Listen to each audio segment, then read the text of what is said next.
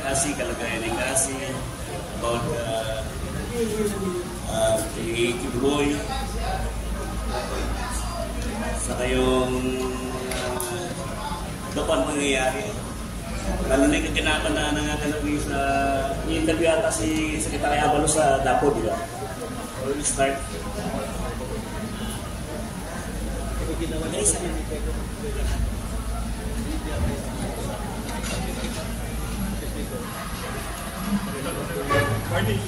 Boss Wilson, dapat ikaw ang dito eh. Gusto ko mag-picture. Thank you. Si Wilson Flores.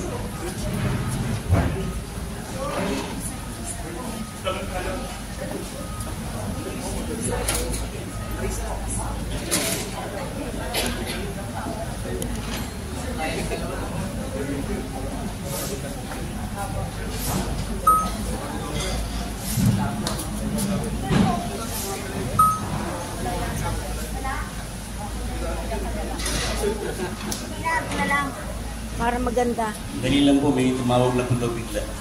Kaya Atty. Brady. Para nantaranta raw yung sa kabila. Press ko siya. Nasa CR lang pala. Nasa CR.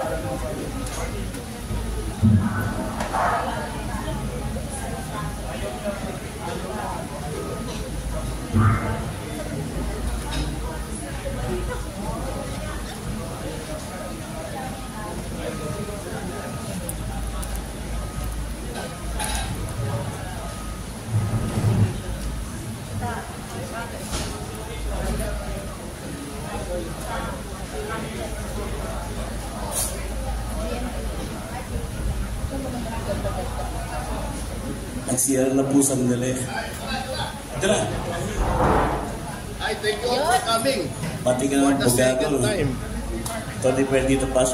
Sama ba natin yung Tony Rap?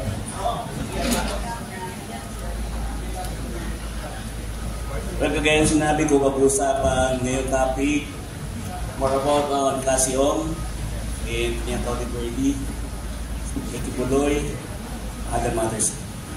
Hi, good morning at thank you all for coming.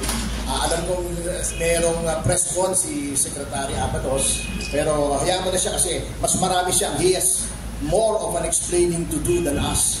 Kasi maraming dapat ipaliwanag dun sa litrato at well, more seriously, yung paggamit ng private plane na sinasabi niya na wala daw gastos ng gobyerno. Therefore, it is a donation. It is a donation by reason of his office and may be violative of the Anti-Graft and Corrupt Practices Act. Kasi hindi ka pwedeng magbigay ng kung ano-ano sa isang public official kasi ang presumption of law is that it is by reason of your office and in anticipation of future favors. Yun po ang philosophy ng Anti-Graft Act. Anyway, ang gusto ko lang naman pong ibalita rito, nasa ba yung sobre natin? Una-una po, this is very brief. Ayoko nang pahabain ito. Remember, last time kong nagkasama-sama tayo dito ay may nilabas ako litrato na may mga markers kung sino-sino yon. In-explain po nung ating special envoy to China na yun daw ay one-off. Ibig sabihin, yun daw ay isang beses lamang na nagkataon, andun sila, nagpakuha, etc. So, may nakita po tayo. Ito po hindi galing sa akin, ha? Ito ay nagsisirculate na online, ngunit pina-authenticate ko lamang po kay Miss Cassidy Ong kung sino rito si Rainier Chu. So, meron po tayo tatlong litrato na naman just to debunk the claim na sandali lang po yun, isang beses lamang yun. So, here are three pictures. Baka nakita nyo na rin ito, no? Tatlong occasions po ito kung saan magkasama si Mr. Rainier Chu at si Pangulong Marcos. So, kayo na pong bahala rito i-distribute ko na. Ang authentication ko po rito, hindi galing sa akin, ngunit sa atin kay Miss Cassandra Leong, yung buka ni Rainier Chu. Kasi wala rin po siya. Doon si Miss Cassandra Leong, pinakita ko lang, ito pa si Rainier Chu. Sabi niya, opo, yan po. Ito pa si Rainier Chu, ito pa si Rainier Chu. Tatlong litrato po ito. Wakan mo, sir. So wala po akong sinasabi kung anong ibig sabihin nito, ano po natin. Wala akong sinasabi tungkol kay Pangulong Marcos, ha? Baka kung ano na namang they might put words in my mouth again. Ang sinasabi ko lang, these pictures exist and the face of Rainier Chu has been authenticated in these pictures. Kayo na pong bahalang muli na mag-draw ng conclusion para lang sa mapatunayan natin na hindi po chance encounter yung unang lumabas na pictures. Ito po.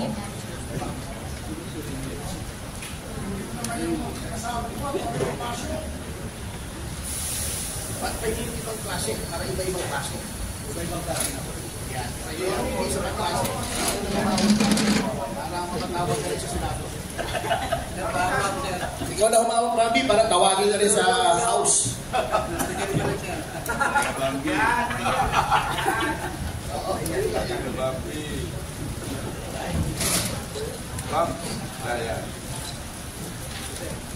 Sir, lapit ka. Sir, lapit ka konti. Lapit kayo. Lapit, magkakatabi kayo. Closer, Papi. Yan, better. Kasama na si Bambi sa Senado. Ay, nagaling yung litrato eh. Sir, dito po. Sir. Sir, dito po. Okay.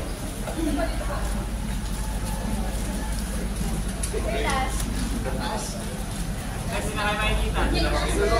Pinatataas ko sa akin. Hanggang dito na lang taas eh. Tatakpan ng mukha mo. Okay na yan, sir. Pas. Matatakpan na ako ba? Sir, baba niyo, sir. Baba niyo na. Baba niyo, sir. Hindi nakikita mukha mo, sir. Simple ko ako, ha? Simple kayo dyan, ha?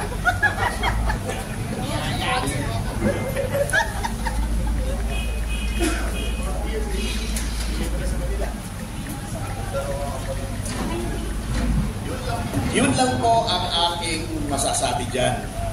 So, iwanan na po natin yan. Sabi nga nila, a picture is worth 1,000 words and res ipsa loquitur. The thing speaks for itself. So, para hindi na po kayong matagalan, kasi medyo late na po, nahihiya naman ako sa inyo. Sorry to keep you waiting. Kasi akala namin mag-e-end na yung kabila to give our friends naman an opportunity. But it's okay. You are here. Yung kay Cassie Leong po, kung nasubaybayan niyo po yung last Wednesday, Cassie Leong had a breakdown. Her blood pressure plummeted down to 80/40. Kaya minarapat na po ng House Medical Director na siya po ay tignan at nung tinignan siya, sinabi kailangan padala agad sa hospital to arrest her medical condition. At para sa akin po, may mga comments ganito ganon, but you have to remember that since she was apprehended in Indonesia, Miss Cassandra Leong has been subjected to a lot of psychological and mental torment and torture. Unang-una po, again, I would like to repeat, doon po sa NBI custody ay iginalang po lahat ng kanyang rights. Pati kanyang right to counsel, lahat ng kanyang political rights under the Constitution. Again, I would like to thank Director Jimmy Santiago for that. Alam po niya yan kasi abogado siya, dating judge, alam niya at ginalang po niya talaga ang lahat ng karapatan ni Miss Cassie Leong sa right to counsel. The same cannot be said for the House, and I would like to denounce this. Unang-una po, nire-restrict nila yung pagpunta ng counsel. Alam niyo po, kahit akusado ng isang krimen, at hindi pa naman akusado ng kahit anong krimen, si Miss Cassandra Leong, meaning to say, wala pa pong napafile na kaso in court, even an accused may be visited by counsel anytime of the day and night. exempted po ang abogado sa visitation hours kasi because of the nature of the work of a lawyer. Ito pong sa House ay hindi po ginalang yung principle na yan. Noong isang beses, pumunta si Atty. Lumangaya, no? And hindi po siya pinapasok. Ako mismo, binidyo ko. Pumunta ako, niloko pa po ako ng House. Nagawa po ako ng request for courtesy sapagkat karapatan po ng isang abogadong dumalaw.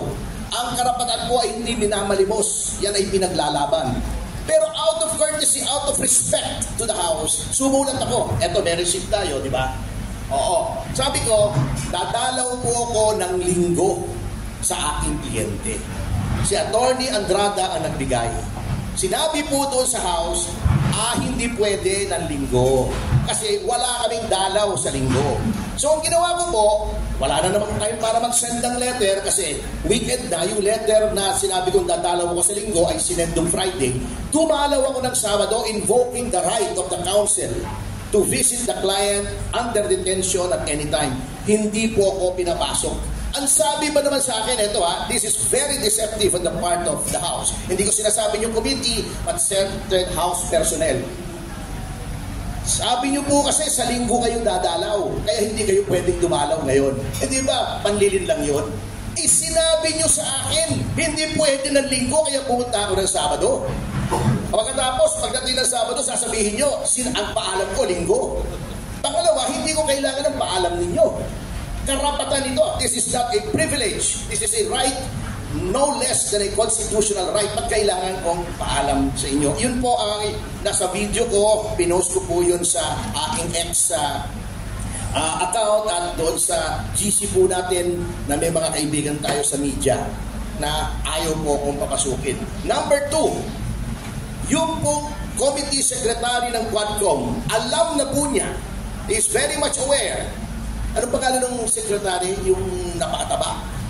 Hindi tayo nagbabody shaming at dinidescribe ko lang kasi hindi ko kilala yung napakataba. Katarata. Baka hindi niya nakita na mali yung ginagawa niya dahil katarata. Hindi clear ang kanyang pananaw na alam na niyang may counsel si Ms. Cassandra Leong. Nagdala pa ng PAO doon to act as her counsel. That is undue interference with the right to counsel. Okay. Pag-usapan rin natin yung post. Hindi ko po malaman kung bakit ang ilang miyembro ng Quadcom ay nanggagalaiti sa aking mga ex-posts. At parang binabalaan pa tayo na mali daw yun na nagpo-post ako tungkol sa kanila. Hindi po ba meron tayong libro dito sa ating bansa? Kanipis na libro lamang yon. Ang tawag doon ay Saligang Batas. At kung ikaw ay pupunta sa Article 3 noon, nakalagay, may freedom of expression.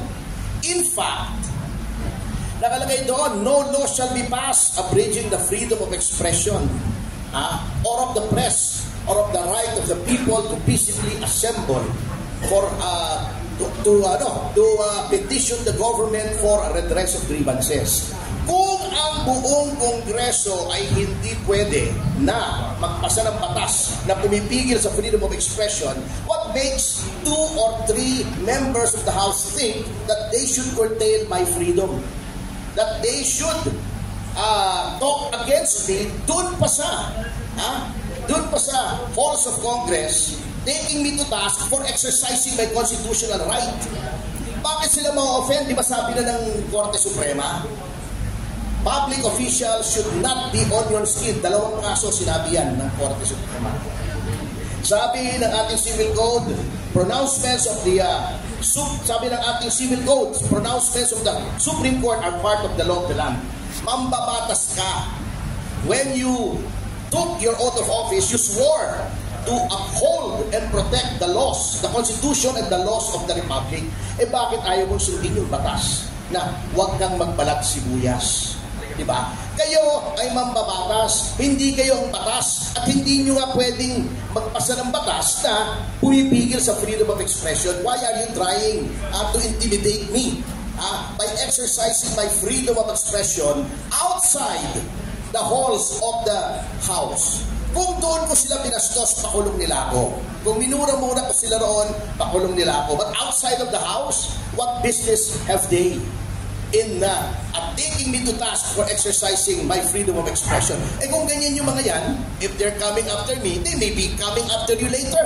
Akala yata nila silang batas. And then, eto ba every person has the right to counsel. 2 beses kung na-violate siya ng House.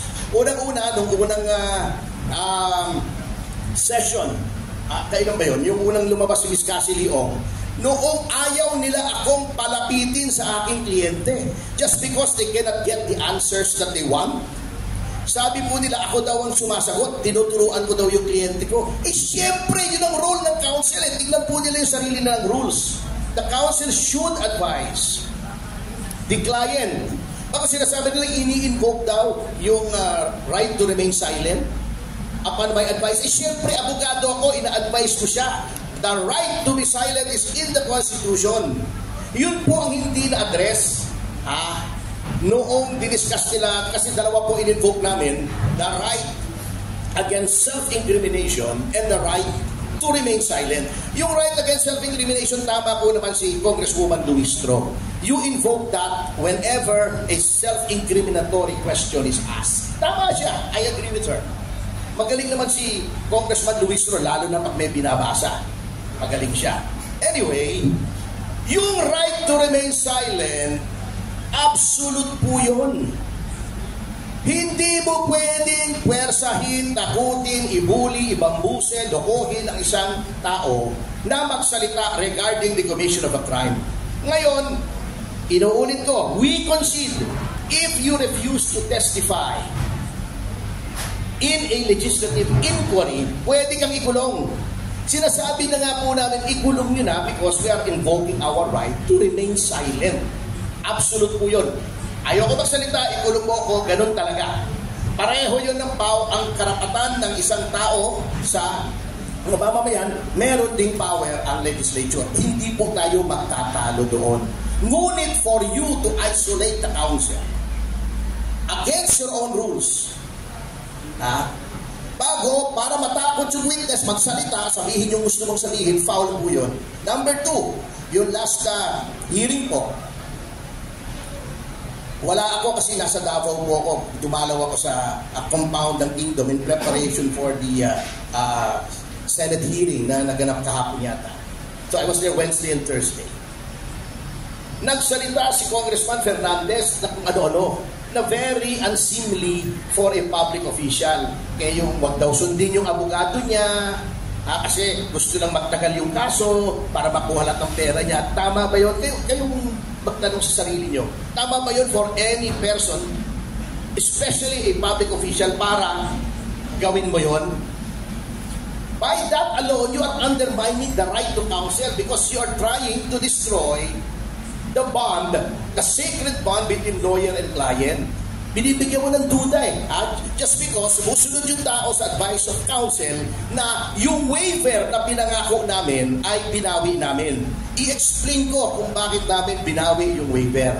Kasi po, nung sinabi namin mag-execute kami ng waiver, the next day, ang Department of Justice ay nag-file ng 84 cases of money laundering against Ms. Cassandra Leong, among others.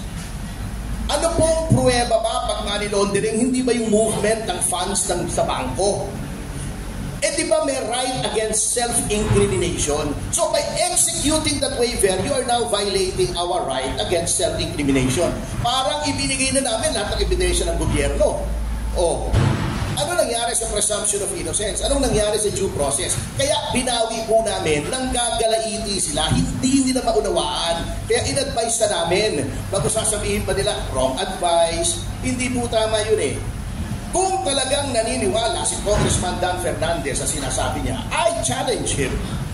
Huwag doon mo sa loob ng committee hearing sabihin where you are protected by the cloak of parliamentary privilege. Di kita pwedeng galawin doon. Punta tayo sa labas. Dan, doon mo ulitin para wala kang parliamentary privilege. Or better still, magkita tayo sa neutral territory, ulitin mo sa harap ko. Tignan natin kung ano mangyayari. Yun lang. Kasi, titirahin mo ako, sisiraan mo ako, at nakatago ka. Meron kang bulletproof ng parliamentary privilege mo. Ano klaseng usapan yan, di ba? Kung lalaki sa lalaki, tingin mo na ganun nga ako, sabihin mo sa labas.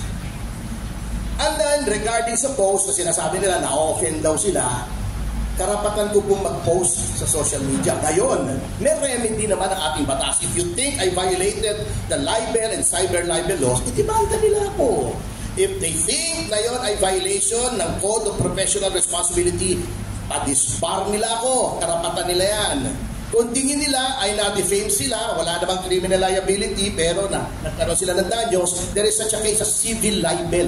A civil suit for damages due to defamation. Marami po silang remedyo. But do not tell me that I should not post this. You are warning me na contempt of committee. You cannot commit a contempt of the committee outside of the committee. And for the record, I do not have contempt for the committee. I respect the House of Representatives. There are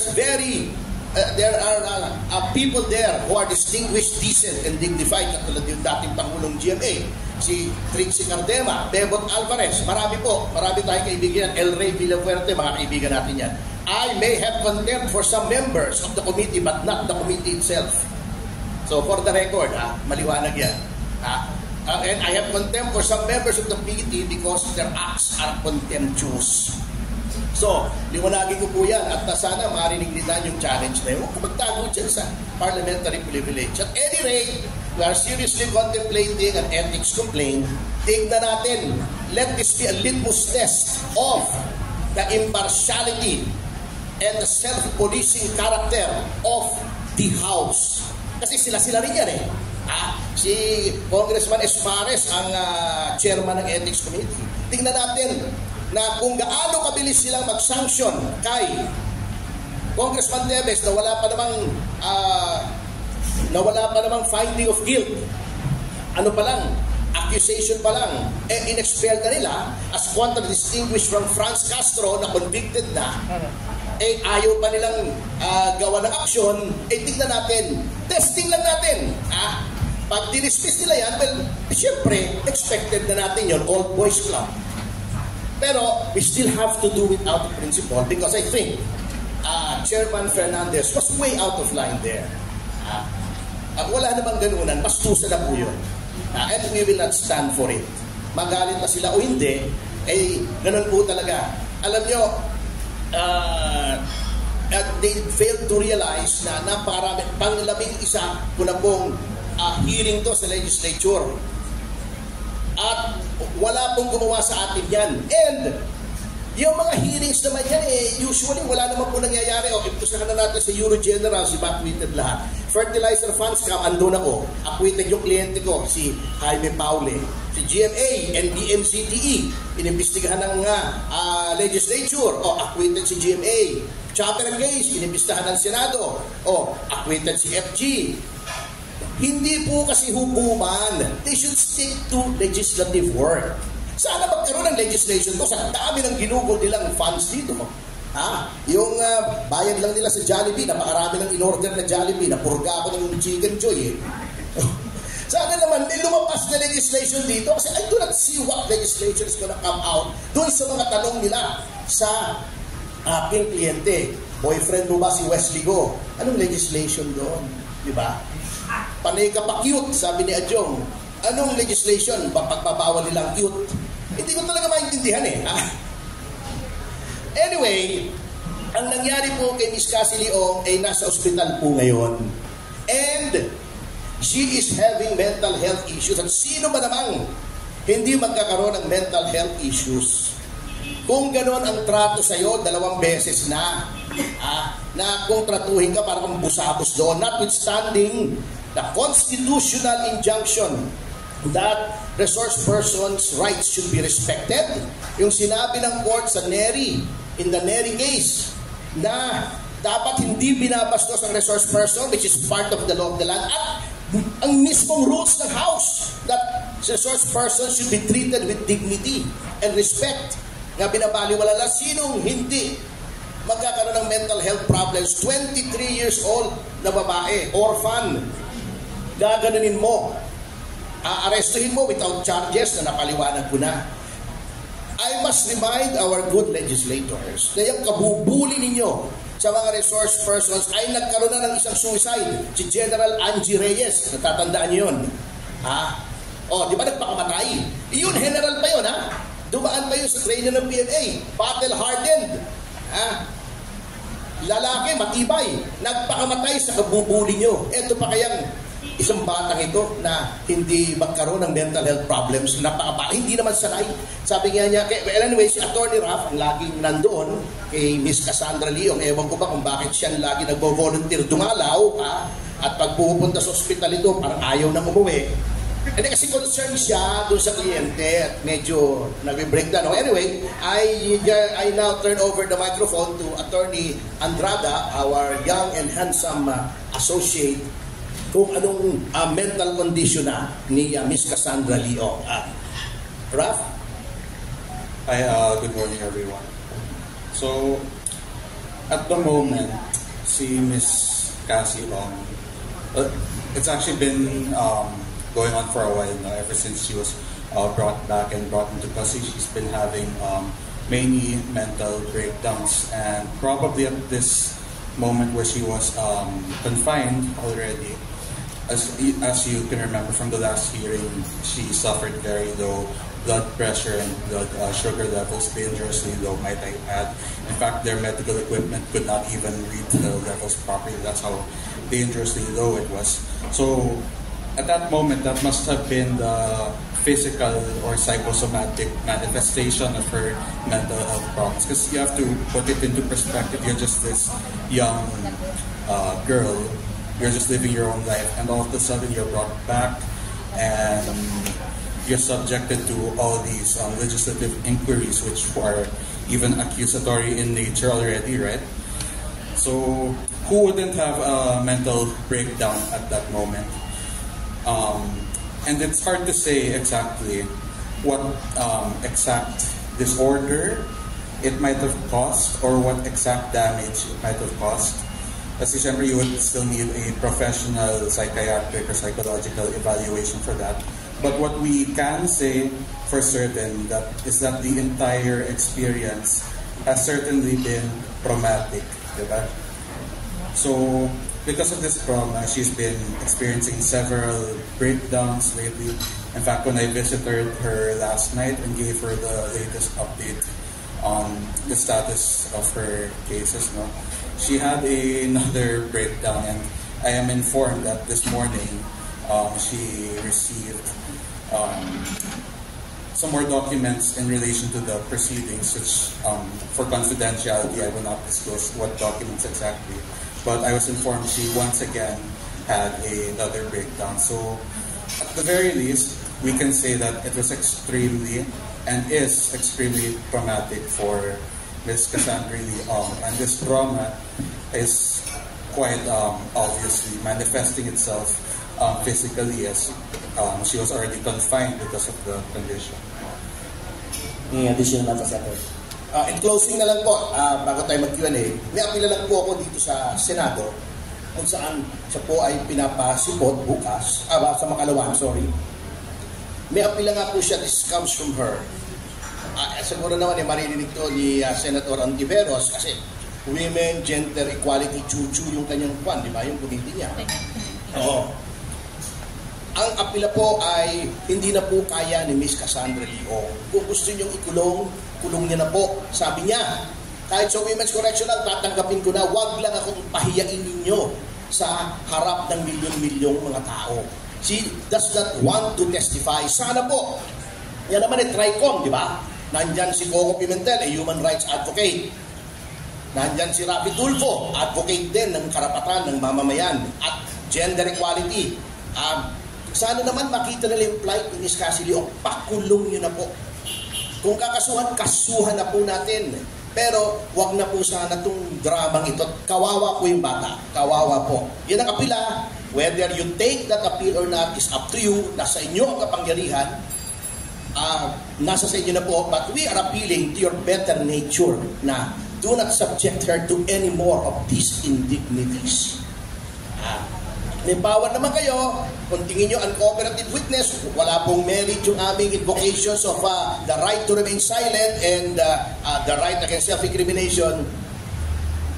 willing na po siya po, hindi ko na po advice ito ha, kasi ang abogado po ay nakaka-advise lang sa legal, hindi sa emotional, hindi sa mental, hindi sa moral, hanggang legal lang kami. Yun po, so far sa nakukuha ko kay Miss Cassie Leo, ang kanyang pakiramdam sa ngayon, huwag niyo na po ako ipahiya, hindi ko na kaya. Nung lumalaki po ako, never pong minagtaas ng boses sa akin. Nakita niyo naman yung temperament ng tao. Hindi naman mayabang, hindi naman hostile. We are just trying to protect our rights. Nasa inyo na po. But I hope you do take this appeal to heart. Maraming salamat po. We are now ready to take your questions. Q&A tayo. Bago tayo mag-umpisa, pakilala muna tapos yung outfit. Okay? Start tayo Q&A. Kay Atty. Paso, sir. Napagbigay po, magandang mga Jimmy Mendoza from DCIR Sunshine Radio. Ang nag-iisang nagsasabi ng katotohanan na balita. Di naman, kung naman. Atty., kakambi lang ako ng konti. Iwan ko muna si Cassandra. Nabanggit niyo po kanina yung pagpasyal nyo sa KOGC compound. Ano ba ho yung mga nakita nyo? Kasi sa akin paniniwala, dun sa ginanap na St. Hearing sa Davao, parang walang mangyayari.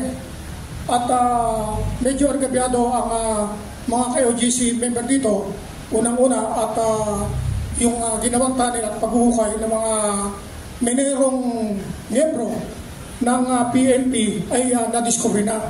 Ngunit parang wala akong nakita doon sa dalawang senador na may mapaparusahan dahil mukhang bugbog sarado na po ang KOGC compound na isang tao lang ang kanilang hinahanap. Pero yung buong compound, pinasak, sinira, at sabi nga ni General Torre, after ng hearing hapon, mulit at muli siyang babalik sa compound ng KOGC at maghuhukay, hahanapin si Pastor Kibuloy. Kayo po, nagpunta po kayo ron. Ano po ang masasabi nyo sa nakita nyo? Anyway, I will be as factual as possible tungkol doon sa question kasi siyempre abogado po tayo ng KOJC at ni Pastor in person. Okay, number one, in fairness to the senators who arrived, hindi naman po talaga may papaparusahan dito sapagkat hindi naman po talaga trabaho ng Senado ang magparusa. Fact-finding in connection with with any proposed legislation. Siguro after this, magpo-propose sila ng rules na mas mahigpit ang guidelines sa service ng search warrant. Hindi pwede maghukay, hindi pwede mag-violate ng property rights. Ngayon, may singit ko na yung sa CA na in-invalidate yung TPO. Even without that TPO, it goes without saying that when you conduct a warrant of arrest, when you serve a warrant of arrest, private and personal liberties should not be violated. Ang nagbibigay po niyan ay hindi any TPO from any court, but ang Constitution, di ba? Private property shall not be taken for public use without just compensation. No person shall be deprived of life, liberty, and property without due process of law. So, yun po ang nangyayari sa KOJC.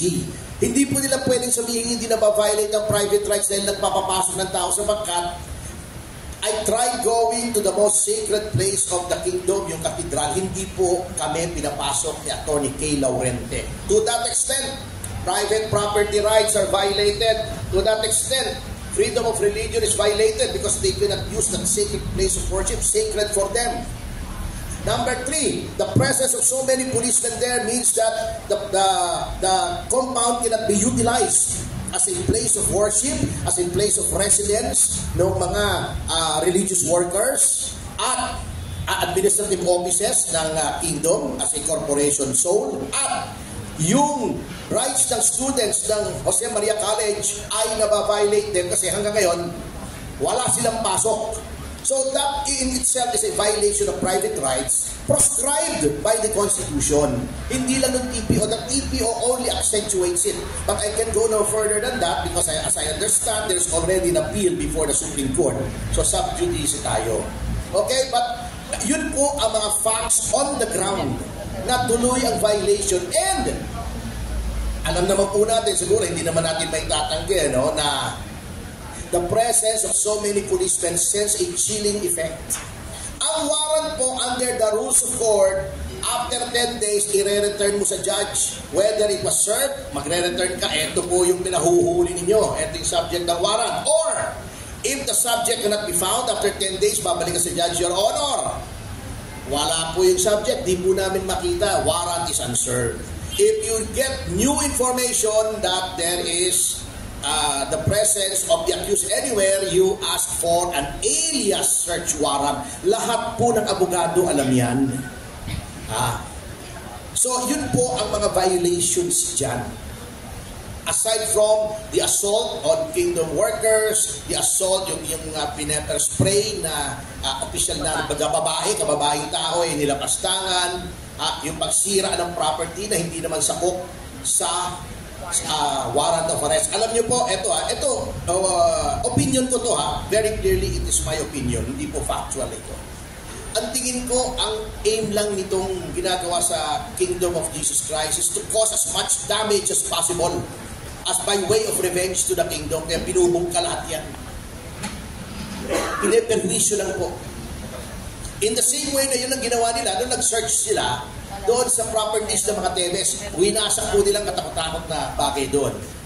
Namimerwisyo lang po ito. Pero opinion ko lamang yun. Thank you po. Attorney, habol na lang. Kayo po yung nagsabi na isa kayo sa abogado ni Pastor Apollo Sikibuloy. Opo. Ibig sabihin, may communication kayong dalawa. Wala na po sa ngayon eh. It's been a while. It's been a long time. Opo. Pero tatanungin ko po, personal na sa inyo. Sa palagay nyo, nasa Pilipinas pa ba si Pastor Kibuloy o nasa na siya ngayon? Hindi ko po alam, pero ito, opinion ko rin opinion ko rin. Wala na siya sa compound. Kasi kung sinasabi yung underground bunker, etc., no one can survive that long. At saka number 2, si Pastor ay napakatalinong tao. And, alam nyo, kung kayo ay magtatago, hindi kayo pako-corner sa isang compound. Lalabas kayo roon para mas malaki ang room to maneuver nyo. Hindi kayo patatrap kahit anong gaano kalaki yung compound. Alam nyo, dapat ginawa ng pulis dito ng proper, hindi nila nakita si Pastor. Pinalibutan nila, sinurveillance nila, pero definitely, they cannot stay there. Okay, bigyan ko kayo ng analogy. Halimbawa si Bambi, hinahanap ng mga otoridad. Halimbawa, acts of lasciviousness. Ng hipo. May warrant, kakatok sa bahay niya. Darating lalabas yung misis niya, Ma'am, may warrant of arrest kami for Mr. Purisima. Hindi kayo pwede pumasok dito. Tingin po namin nandiyan eh. So, they can barge in. Aminado yan. They can barge in. They can force themselves in. Walang problema. Titignan nila yung 3 bedrooms, tingnan nila yung bedroom, tingnan nila yung kitchen, tingnan nila yung sala, banyo, garden, kung ano man, may theater room doon, etc. Tingnan nila. Pag wala silang nakita roon, aalis sila. Maghahanap sila within the lifetime of the warrant or i-return nila yung warrant. Subject cannot be found. Kung ang gawin ng pulis nung hindi nila nakita sa lahat ng kwarto ng bahay, doon na sila tumira. Natulog sila sa sala, kumain sila sa kitchen, gumamit sila ng banyo ng 2 linggo. Tama ba yun? Yun ang analogy dyan. They cannot stay there in the hopes na darating yung tao. Kung nandun yung tao, nahanap mo na. Kung wala yun doon, babalik ba yun doon? Pabihira, common sense. Yun ang problema ro. That is the analogy do sa kingdom. Isipin nyo yun, kung mangyari sa inyo yun, hindi kayo mahanap ng warrant, tumira yung pulis sa bahay nyo, matutuwa kayo. Yan yun eh. Salamat po. Attorney, last na lang. Habang ulit, nabanggit nyo na may paglabas ang mga miyembro ng PNP sa pagpasok sa KOJC ay nasa 6 million member ang Kingdom of Jesus Christ. Kung magsasampa sila lahat ng kaso nationwide at sa buong mundo, anong pwede ba ho yan? Pwede. Ibig sabihin, Nasasumpa na nga yata si Atty. Torion. Ibig sabihin, hindi lang isang tao, kundi yung 6 million na yun, pwedeng isampa yung kaso. Kingdom as a juridical entity, separate from Pastor Kibuloy. Nag-file na nga, di ba, yung writ of amparo. Kaya lang ine-question. Kaya lang hindi tayo pwede magsalita out of respect, syempre, sa Korte Suprema. Pwede yun, pwede. Even internationally, sa United Nations Commission on Human Rights, pwede kang mag-samba noon because according to the International Convention on Civil and Political Rights to which the Philippines is a signatory, individuals, private individuals, and non-state actors are also subjects and objects of international law. Maraming salamat po, Tony. Mabuhay ka. Okay. Buhay naman po. Ayan yun. Yung magkala. Hello. From ABS. ABS. Si Sir si Ma'am muna. Sorry, sir. Good morning po. Karen Morning. President po from ABS-CBN. Sir, attorney, tumako naman tayo kay Alice ko. Ano po sa tingin po ninyo yung magiging takbo po ng mga susunod na hearing ng Senado at ng Congress? Ngayon na-capture na po siya. I will have to decline to comment out of respect to a colleague in the profession, si Attorney Stephen David. I do not want to second-guess him. Ang akin lang, in relation lang kay Cassandra Leong, siguro they will try to have them confront each other, katulad ng ginawa kay Ronaldin Paterna, na sinabi, kilala mo ba siya? Ikaw, kilala mo ba ito? Ganon. Tinatagpi-tagpi nila. Yun nga ang mismong puntos ko sa self-incrimination and the right to remain silent. Hindi na po nag-a-act in ferreting out these facts. Magkakakilala ba kayo? Etc. These are proper subjects of criminal proceedings, hindi na ng legislative inquiry. Ang legislative inquiry, kukuha ka lang ng facts para makagawa ka ng legislation. Kung magkakilala ba silang dalawa, may bearing ba sa legislation na ginagawa? Kung sila ba ay kasama sa isang corporation, may bearing ba sa legislation na ginagawa? Marami na po tayong batas tungkol sa human trafficking, illegal gambling, etc. Ano bang idadagdag nila kung magkakilala o jowa bells ni Cassandra, si Wesley Go? Ano bang connection noon sa legislation? Yun ang hindi ko maintindihan eh. Nakakalimutan po siguro ng ilang nating mga legislators na hindi po sila investigador. Sinabi na nga ng Supreme Court, hindi kayo investigador. You are not here to determine the guilt or innocence of anybody or their liability for any crime. You're here to legislate. So dapat yung tanong mo, tungkol sa legislation, ano bang pending legislation? Pinaviolate na nga nila yung sinabi ng Supreme Court sa Ermita versus Senate Blue Ribbon, na sinabi, kung ikaw ay mag-invite ng resource person, ilakip mo yung proposed legislation para alam niya kung ano yung isasagot niya regarding that legislation at para wag lumabas doon yung tanungan. May kahihinatnan pang legislation ito. Parang yung kay Rizon Tiveros ng human trafficking. Pilit niya pinapupunta sa pastor. Ang sabi namin, during that time na nag-hearing si Risa, sabi namin, less than a year ago, inamend niyo yung law on human trafficking. Di ba? Inamend nila. Ano pa? May nakalimutan pa kayo? Less than a year after i-amend nyo naman? May legislation ba dito? Kayong sumagot sa akin, natapos yung hearing tungkol kay Pastor Kibuloy, may legislation bang lumabas? Wala. When you do that, you're just wasting taxpayers' money. Stick to the legislation. Ito ang gusto namin gawing legislation. Article 1, Article 2, Article 3, Section 1, Section 2. Ito mga Section 2 na to, okay to. Kuha tayo ng facts kung tama ito doon sa mga resource person. Ito yung ano bang kinalaman mo rito? May underground ba to? Meron ba tong firing range? May batas na tayo against firing range. Hindi ko talaga maintindihan. Kung bakit ang labo parang roving commission ang nangyayari . Kahit na ano na lang maisipan. Kengkoy . Thank you. Sir, Cathy Cruz po sa tuklasinnatin.com and this every Sunday. Sabi mo yung kanina may mga violation at may mga Supreme Court rulings na naba-violate nila. Sa ganyan pong mga issues, attorney, is it possible ba na, di ba dapat kung may kasalanan, dapat patawan ng kaparusahan? Lagi nating katwiran dahil sila ay mga mambabatas, kaya kumbaga hindi sila mapatawan ng kaparusahan.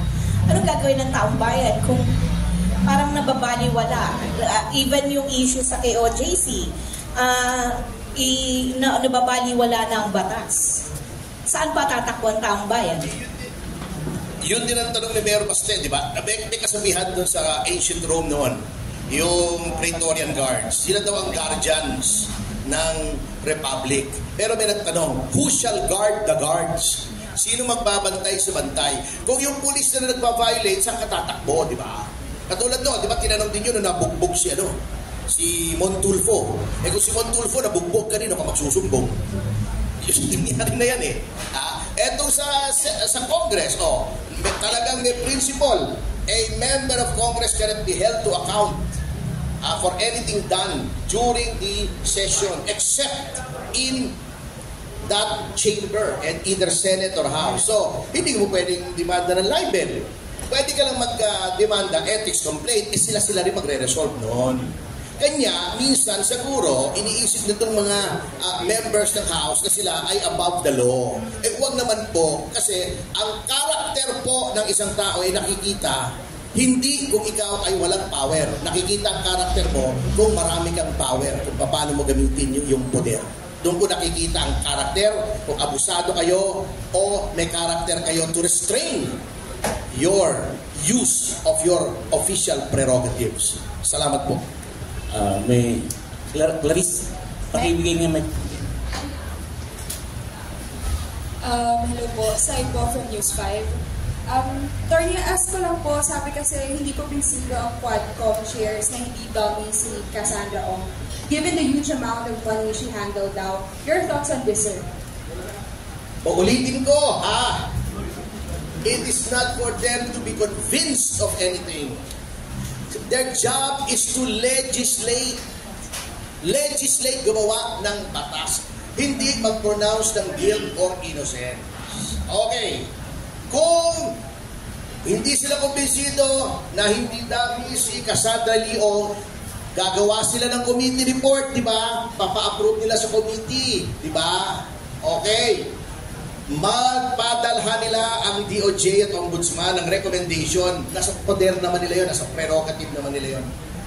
Let a copy of this committee report be transmitted to the Department of Justice for the initiation and filing of appropriate charges based on our findings. Doon papasok na naman yung right against self-incrimination, because you must remember, any information elicited during the hearings is under oath. It will be used and can be used against the person making the pronouncement. Kaya nga may right against self-incrimination. Sana man lang maintindihan nila yon. Hindi naman po kailangan abogado para makaintindi doon. May legal staff naman sila. At siguro naman marunong silang bumasa, kahit konti, di ba? Basahin naman nila yung mga desisyon ng Korte Suprema. Again, baka hindi pa rin nila narinig, your job is to legislate. After marinig yung makakuha kayo ng impormasyon relevant to any proposed legislation, kung meron man, gagawa kayo ng batas. Yun po ang trabaho ninyo. Leave the prosecution to the DOJ and kung may public official na involved, sa Ombudsman. So yun po. So it is not their job to be convinced or not. Baka nakakalimutan nila yon. Kaya natatawa ko minsan sinasabi nila, we are not after her.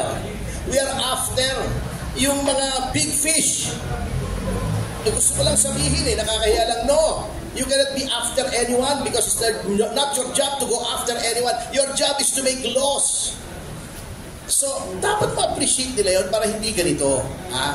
Sobra na ang violation ng rights ng mga resource persons. Hindi na po tama.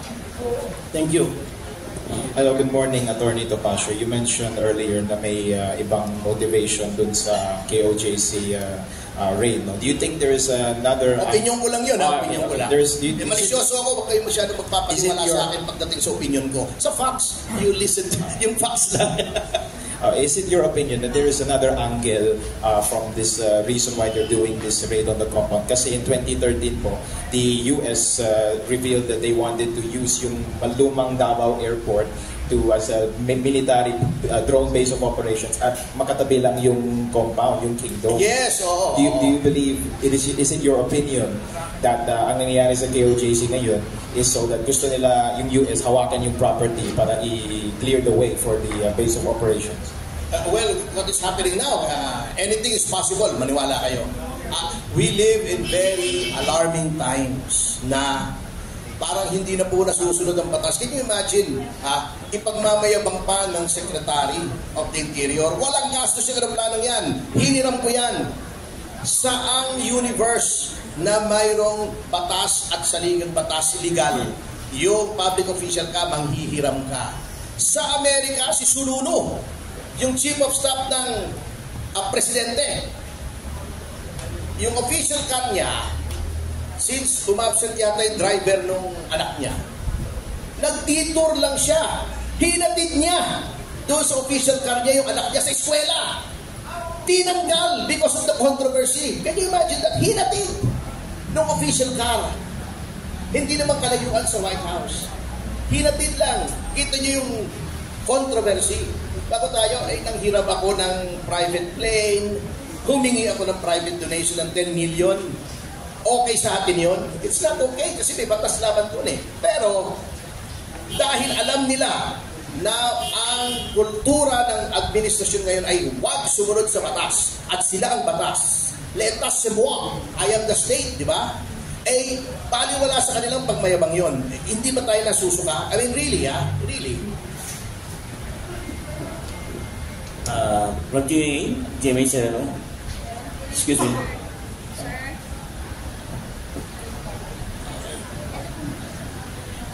Good morning po, attorney. I've been watching po, we'll be shifting to Cassandra Ong. Anchored in that question po previously, because you mentioned about the legislative, kung may bearing or wala. In your opinion, or probably based on the legal basis, what do you think are the legal implications of invoking the right against self-incrimination to legislative inquiry, and how does it affect po the process of testimony and questioning? Kasi yan po yung ginawa ni Cassandra Ong. Opo, ito yung principle. It's very simple. Binigyan po ng kapangyarihan ng saligang batas ang legislatura to conduct legislative inquiries. To be more accurate, isuriin na natin yung phrase na ginamit ng Constitution. Inquiries in aid of legislation. Okay. Ngayon, binigyan din ng power ang legislatura na magtawag ng resource person. Subpoena, if need be. Ibig sabihin, subpoena is Latin for under penalty, under pain.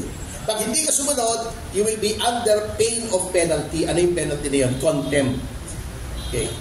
That is to coerce witnesses to go to either the Senate or the House and state what he or she knows about a certain proposed legislation. Ngunit, kung ayaw magsalita ng witness, hindi mo pwedeng pilitin, hindi mo pwedeng i-bully. You cannot isolate the counsel by physically preventing him from approaching the client. Ipakulong mo, yun ang power mo. It ends there. Makukulong siya, ayaw mo magsalita, kulong ka. If you want to purge yourself of the contempt, magsalita ka. Kung ayaw mo, kulong ka until Congress adjourns or there is a committee report submitted and approved by the committee according to the case of Balag versus Senate. Yun ang extent ng kulong mo. Kung ang legislatura ang magpapakulong sa iyo. Pero definitely, wala sa kapangyarihan mo na sabihin mo na, hindi, magsalita ka. Bago ibubuli mo, lalo na ito bata, for the first time, ang dami-daming camera, ang dami-daming kongresista. Bago pipilitin na nakakapagsalita, nakakakuha ng informasyon na maaring self-incriminatory. Okay. May remedy naman dyan, but we do not want to telegraph our punches at this point. Rest assured that kami po mga abogado ay nagdedepensa ng aming kliyente. Hindi totoo yung sinasabi, pinatatagal lang kasi wala po akong kliyenteng nag-undergo ng legislative investigation na na-convict. That is how useless legislative inquiries in aid of legislation are when it comes to filing criminal cases. It's useful for legislation, yes, but for purposes of ascertaining criminal liability, walang silbi po yan. Because many rules do not apply when it comes to a court hearing. Salamat po. Okay, Attorney, one follow-up lang po. in your opinion po, ano ba talaga kasalanan ni Cassie Ong? Because she has testified na hindi siya owner ng Pogo, she just provides real estate services sa Whirlwind. So what crime has she committed? Or is it your opinion that she is innocent? It's not just my opinion. It's the Constitution that declares that everyone is presumed innocent until proven otherwise. Ito ang krimen ni Cassandra Leong. Ayaw niyang sabihin ang gustong marinig ng mga legislators. She does not want to give any information that will fit in their preconceived narrative. May naratibo na yun eh. May narrative na yan, kita nyo naman. Kung perceptive kayo, nakikita nyo naman yung ikot ng mga tanong.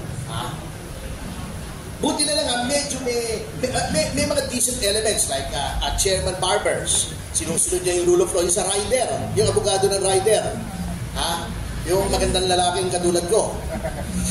Na hindi ko alam, nakalimutan yung pangalan, pero yun, very decent. Tuwing ini-invoke namin that we invoke the right to remain silent, hindi siya nagpipilit.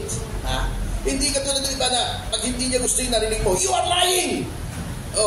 I will cite you in contempt. Pwede. Diba? Ano yun? Kangaroo court? Hindi pwedeng ganon. Nangyari na po yan eh. Baka hindi nila naalala yung nangyari kay Gordon sa Farmally recently lang. Alam niyo si Gordon, grabe, no? Gusto namin makita si Twinkle Dargani who's detained. Alam mo ang sagot sa amin ni Gordon? About na daw si Twinkle, hindi na daw kailangan ng abogado. Ayan, may letter ako. Ano nangyari kay Gordon? Akala niya tanga mga tao eh.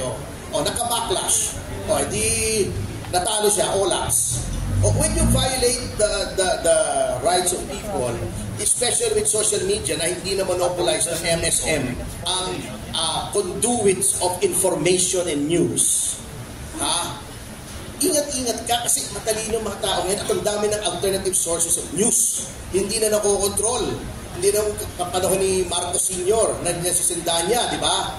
Nakokontrol. Kaya nga ginawa yung kabisanan ng mga broadcasters ng Pilipinas para makontrol yung media noon. Voluntary naman yan. Kaya ang daming nag-aalisan sa KBP. Yan, Channel 7 umalis, di ba? Ma'am, wala na sa KBP yung Channel 7, di ba? Hello post.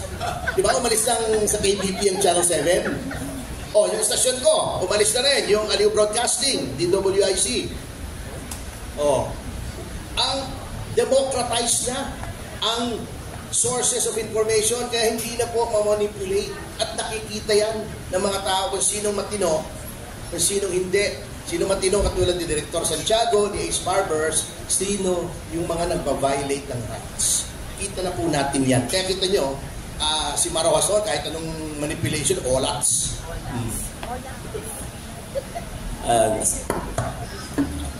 Good morning, Attorney Topacio. I-introduce na yung pangalan sa I'm Susan Amoroso, Online Publishing.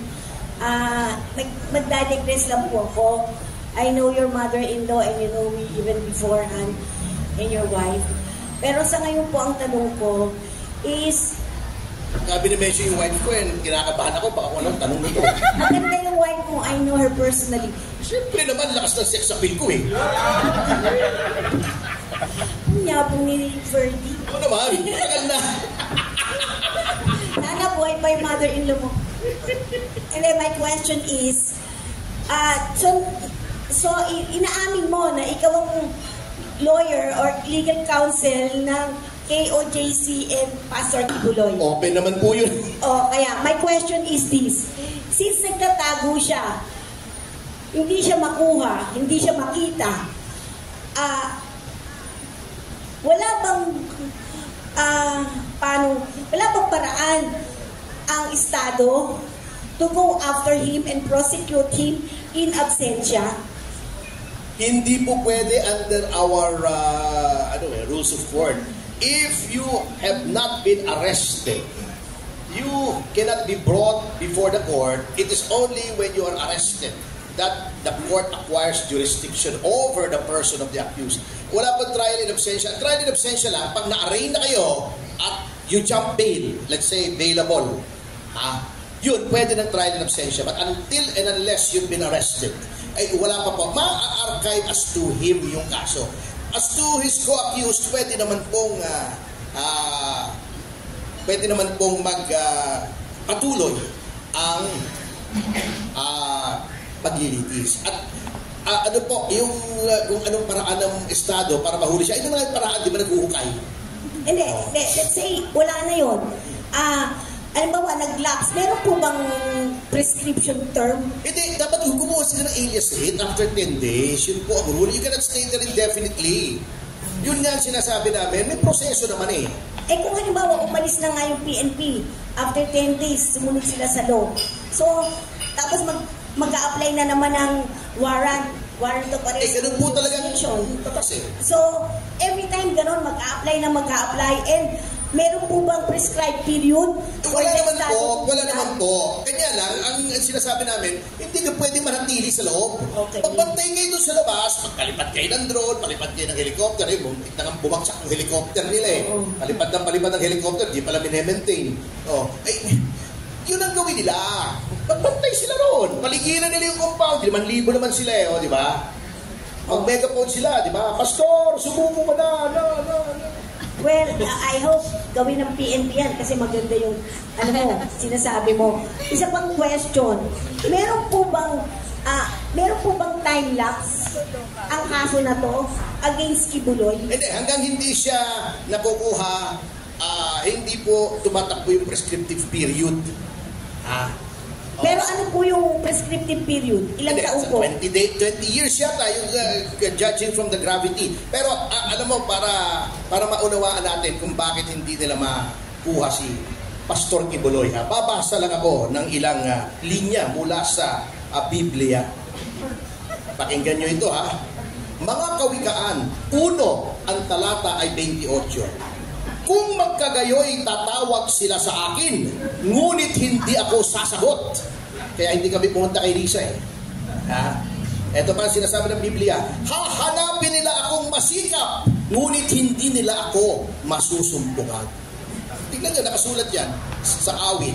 Meron pa, 1:7:34 hahanapin ninyo ako, ngunit hindi nyo ako matatagpuan. At kung saan ako naroroon ay hindi nyo ako mapupuntahan. Yan ang nakalagay sa Biblia. Hindi nila mahanap. Tignan nyo, hindi ako nagpupunta. John, titignan nyo, i-google nyo yung Biblia. John 7:34. At saka Proverbs 1:28. Nakalagay yan. Wala na po.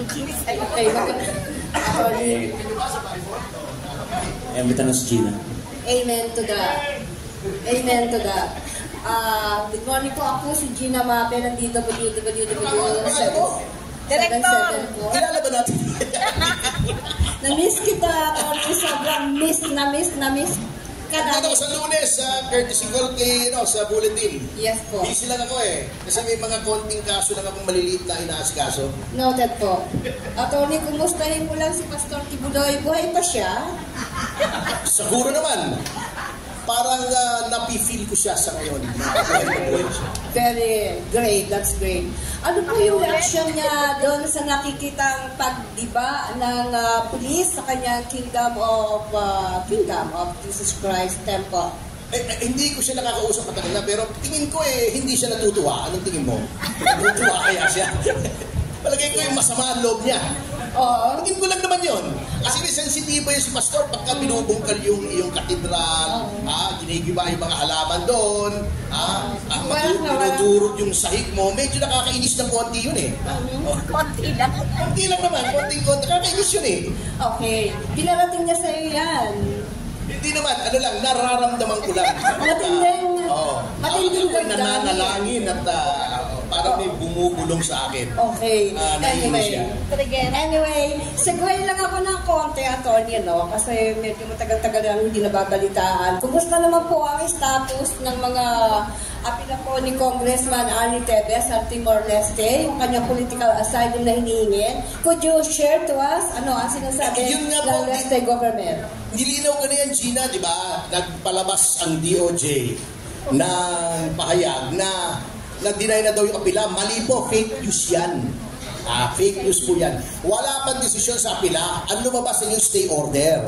Hindi yata alam ni Miko Clavano kung anong difference between yung denial ng appeal at denial ng stay order. Kaya nalito si Totoy. That's the problem, and you send a boy to do a man's job.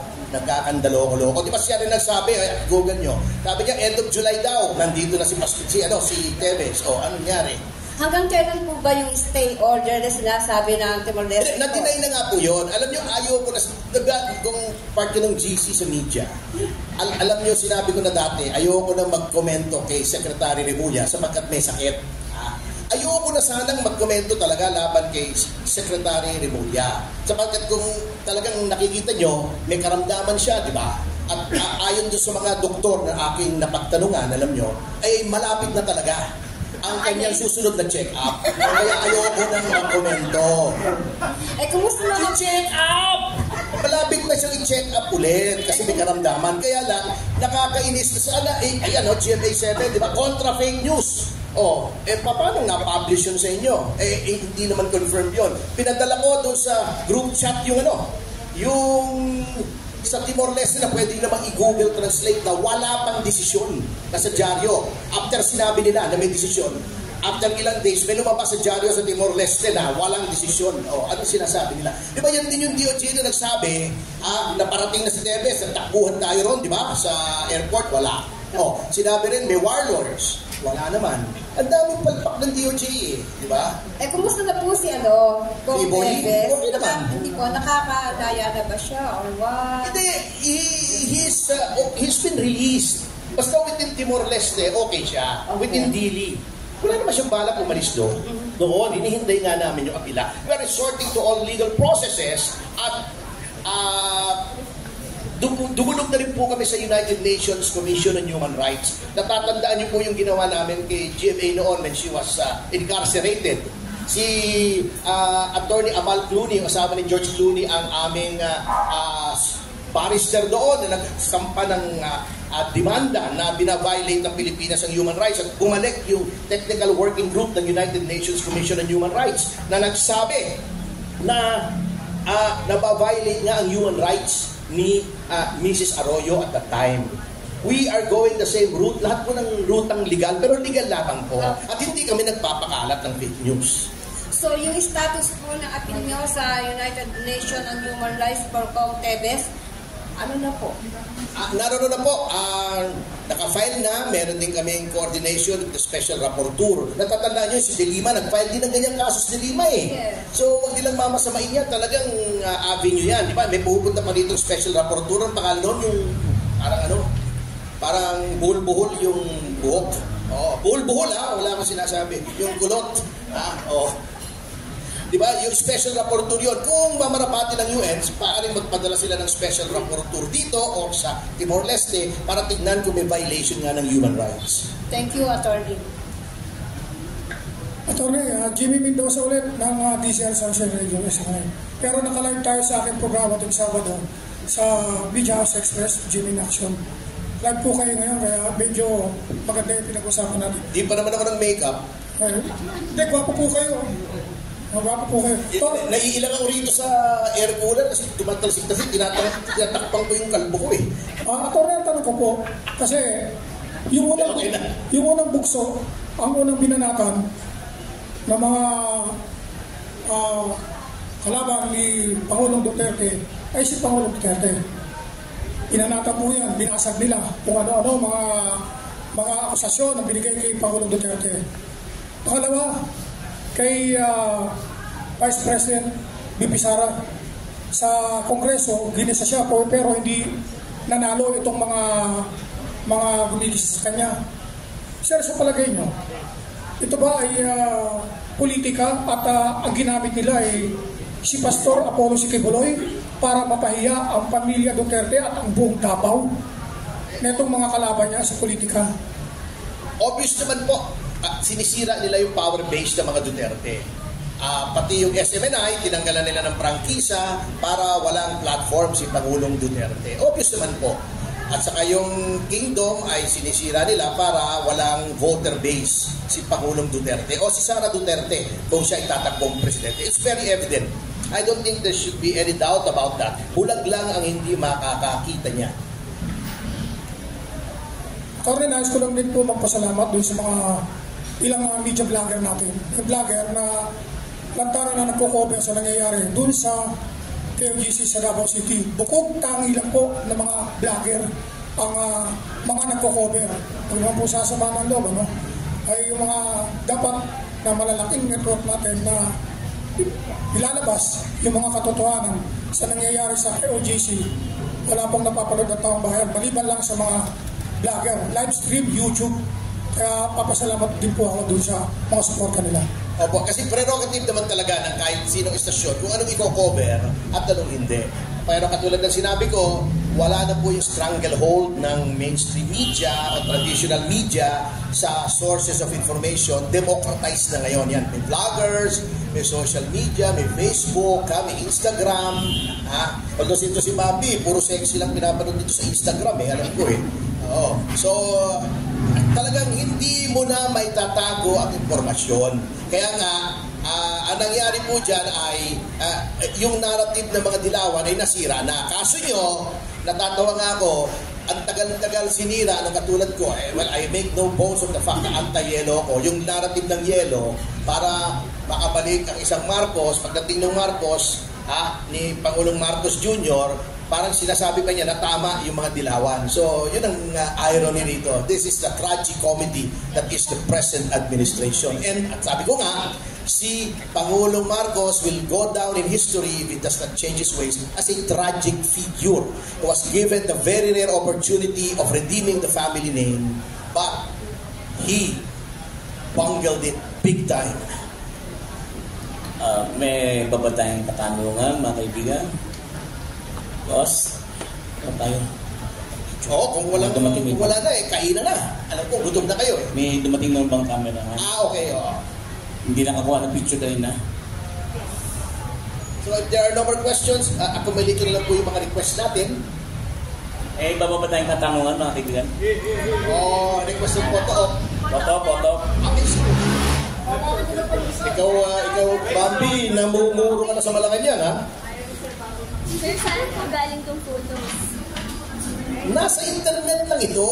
Actually, hindi galing sa akin ito. Kanya lang, pina-authenticate ko yung kung ito nga kung sino si Ranger Chu. Baka sabihin, fake news tayo, gagalit ng GMA7. Kontra fake news nga. So, pinagkaingatan ko, aside from Miss Leong, nakilala si Ranger Chu, may iba pa na, huwag na natin involve kasi wala naman sila sa public eye. Ito ba si Ranger Chu? Ngayon, patignan nyo na lang kung Photoshop to hindi. Unlike yung unang pinalabas ko na na-authenticate ni Miss Cassie, ito ay, siyempre wala siya rito, under the rules of evidence, you cannot authenticate the picture na wala ka ron. Pero sinabi niya, ito nga yung mukha ni Rainier Chu. Tingnan nyo, baka isinalpak ko lang yan yung pagmumukha ni Rainier Chu dyan. Tingnan nyo you can have this examine. Kung mali, sabihin nyo sa akin, oy, sumbong kayo si GMA. Oy, fake news si Atty. Topacio.